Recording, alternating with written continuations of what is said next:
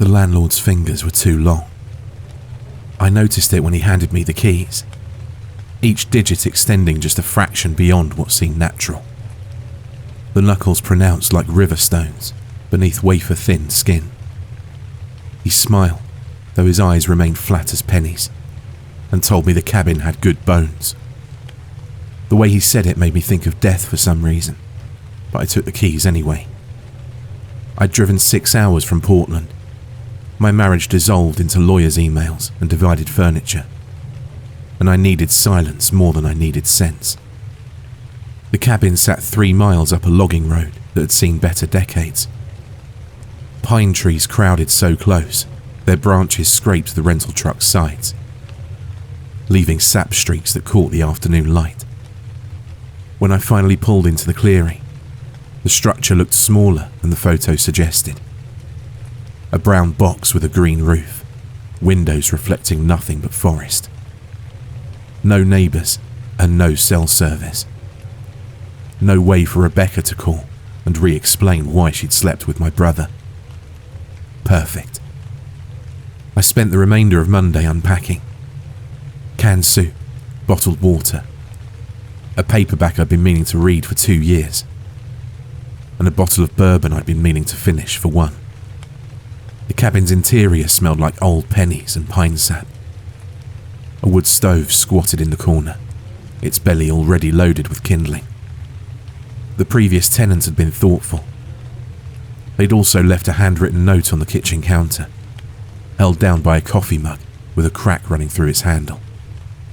Don't open the cellar door after sunset.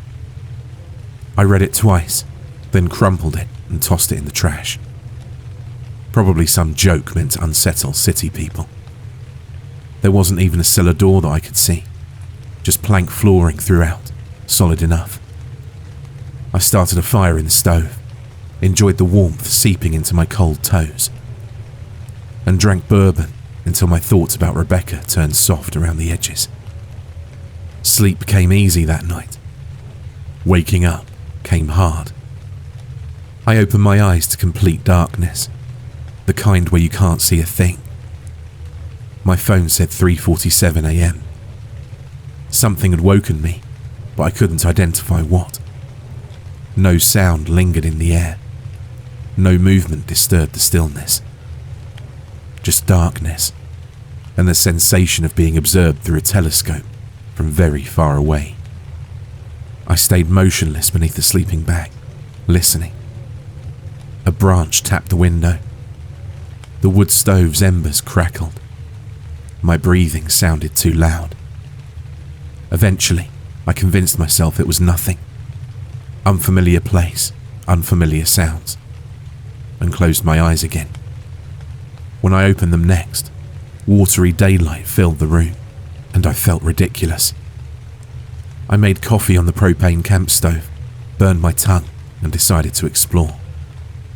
The forest beckoned with trails I could create myself, and I needed to move. Needed to feel my body doing something other than sitting in a truck or an empty apartment or a lawyer's waiting room. I waited for hours. The trees grew so dense in places that the canopy blocked the sky, turning noon into dusk. Moss covered everything. Rocks, fallen logs, the north side of every trunk. I found a creek, followed it upstream until it narrowed to a trickle, then looped back towards the cabin using the sun's position as a compass. When the structure came into view, I stopped. Someone stood in the window. Not clearly, just a shape, a darkness that suggested a human form. Watching. I blinked, and it remained. I took 3 steps forward, and it didn't move. I took 3 more steps, and the shape dissolved into the cabin's interior shadows. My heart performed acrobatics I didn't appreciate. I approached slowly, half expecting to find the door open and the cabin ransacked. But everything sat exactly as I'd left it. The door was still locked. I searched every corner, behind the wood stove, in the closet, under the bed frame. Nothing. No one. Maybe drinking bourbon on an empty stomach wasn't my wisest decision. I ate a can of cold chili, not wanting to bother with the camp stove, and watched the sun descend behind the trees. Darkness arrived with aggressive speed, as if someone had thrown a tarp over the world. I lit the kerosene lamp on the table, its glow creating more shadows than it eliminated, and tried to read my paperback. The words wouldn't stick. I read the same paragraph 5 times, absorbing nothing. My attention kept drifting to the edges of the lamp's light, where the darkness seemed off. I couldn't shake that odd feeling you get sometimes when you're alone, that there's something else there. Around 10 p.m, I heard a sound. I set down the book and listened. The sound continued, steady as a heartbeat, as though something was travelling from the northwest corner towards the centre of the room. I stood up and the sound stopped. I waited. Nothing. I took a step towards the kitchen. The sound resumed, directly beneath where I'd been sitting. I grabbed the lamp and swept it across the floor, looking for something. Exactly what I expected to find, I wasn't sure. A trapdoor I'd somehow missed? But the planks ran unbroken from wall to wall. There were no seams or hinges, and no evidence of an entrance to anything below. The sound continued, now moving towards the bed. I found myself backing towards the door, my hand reaching for the lock, when the sound stopped again. I stayed motionless for what must have been an hour, but it didn't return. Regardless, I didn't sleep that night. I sat in a chair facing the door, with the fire poker across my lap, watching the darkness beyond the window press itself against the glass. Once, around 4 a.m, I thought I saw movement outside, something strange moving between the trees. But when I looked directly at it, nothing was there. Wednesday morning arrived like a huge relief. Sunlight made everything rational again. I decided I'd leave that afternoon, forfeit the remaining days I'd paid for, drive back to Portland and deal with my actual problems instead of inventing new ones in the woods. But when I went to pack, my truck's front tyres were flat. Both of them, completely deflated, their rubber sagging against the dirt. I checked for punctures and found none. No visible damage that I could see. No nails or anything either. The cold must have caused them to deflate, I assumed. I didn't have a pump. I didn't have cell service to call for help. And the nearest town was 18 miles by road. I stood there in the morning cold, hands in my pockets, staring at the disabled vehicle and feeling something shift in my chest. The first real bloom of fear. I was stuck. I spent Wednesday trying to walk out. Made it 6 miles down the logging road before my legs began to cramp and the sun started its descent. With a sigh, I realised I wouldn't reach town before dark. I turned back, jogging the last 2 miles, arriving at the cabin just as the last light drained from the sky. I didn't want to be alone in the dark, not after what I'd experienced. To my shock, the door was open. I'd locked it. I specifically remembered turning the key and testing the handle, but it stood ajar, swaying slightly in the evening breeze. I should have kept walking. I should have braved the dark road, the cramping legs, the 18 miles. Instead, I pushed the door wider and stepped inside. Everything had been moved. Nothing was gone, to my surprise. Instead, it was something far stranger. The furniture sat in different positions. The bed frame now faced the window instead of the wall. The table had been rotated 85 degrees. The wood stove had been dragged 3 feet to the left, leaving scrape marks on the floor. Someone had rearranged the entire cabin while I was gone, and they'd done it silently, as if staging a play. I stood in the doorway, fire poker clutched in my hand, trying to process what I was seeing. That's when I noticed the cellar door. It sat in the middle of the floor where the bed had been. A wooden hatch, maybe 4 feet square, with an iron ring handle. Impossible. I'd examined every inch of this floor. It hadn't existed. But it existed now. The wood looked old, stained dark, with the planks warped with age. I knelt beside it, reached out to touch the iron ring, and felt cold radiating from the surface like dry ice. My fingers recoiled. Don't open the cellar door after sunset. The crumpled note's words echoed in my skull. But the notes hadn't said anything about a door appearing from nowhere. It had assumed the door already existed, which made absolutely no sense. Maybe I missed it somehow, but I was certain I'd checked every inch of the place. I stood up fast, suddenly dizzy. The lamp still sat on the table, unlit. I grabbed it, my hands shaking as I fumbled with the matches. The flame caught, bloomed, and pushed back the darkness just enough to see. The cellar door remained closed. I backed towards the wall, keeping the hatch in sight, and tried to think. The logical part of my brain offered explanations. Carbon monoxide poisoning, hallucinations, a mental break brought on by stress. The deeper part, the part that still believed in childhood monsters, whispered something else. I left the cabin. I grabbed my sleeping bag and the bourbon and walked 50 yards into the trees, far enough away that I couldn't see the structure anymore. I'd sleep outside. I'd wait for morning and then walk the 18 miles no matter what my legs thought about it. To hell with the truck. It was too old anyway. I found a depression between 2 large pines, cleared the pine needles and moss, and spread out my sleeping bag. The bourbon helped.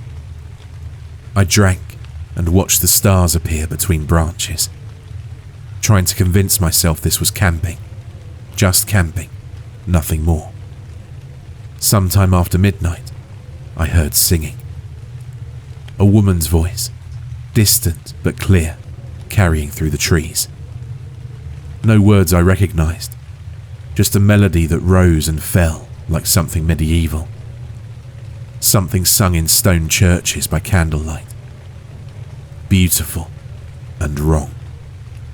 I sat up.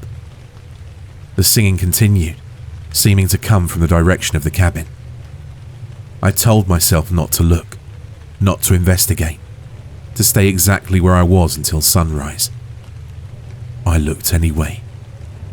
Between the trees, I could see light in the cabin's window. Not the warm glow of the kerosene lamp.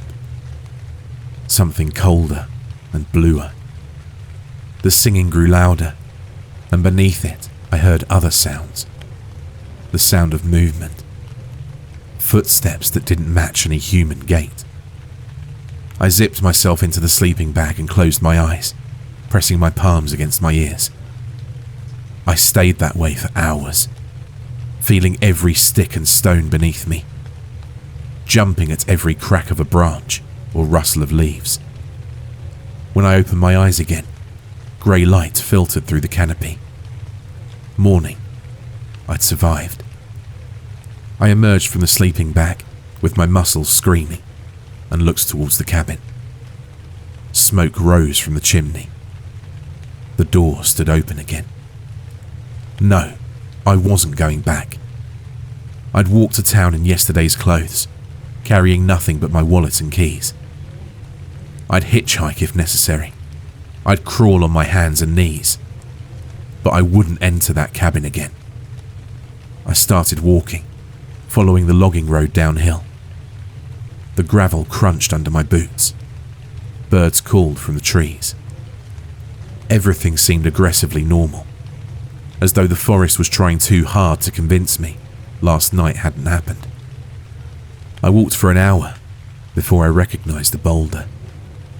Large and grey, shaped vaguely like a crouching bear.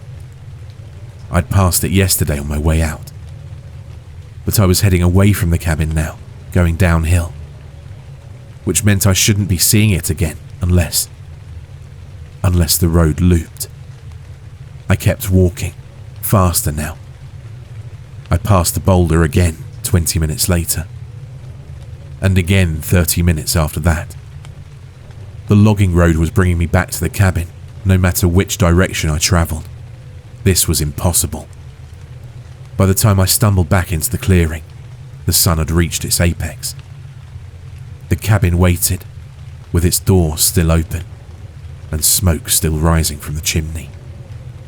I stood at the tree line, with my legs trembling from exertion and fear, and understood with perfect clarity that I wasn't leaving. Not today. Maybe not ever. I entered the cabin slowly, expecting to find the furniture rearranged again, and the cellar door moved. But everything sat exactly as it had Wednesday morning, before I tried to walk out. The bed faced the wall, the table aligned with the window. The floor showed no sign of a hatch. I searched anyway, crawling on my hands and knees, pressing against every plank. Nothing. The cellar door had vanished as completely as it had appeared. That's when I saw the photographs.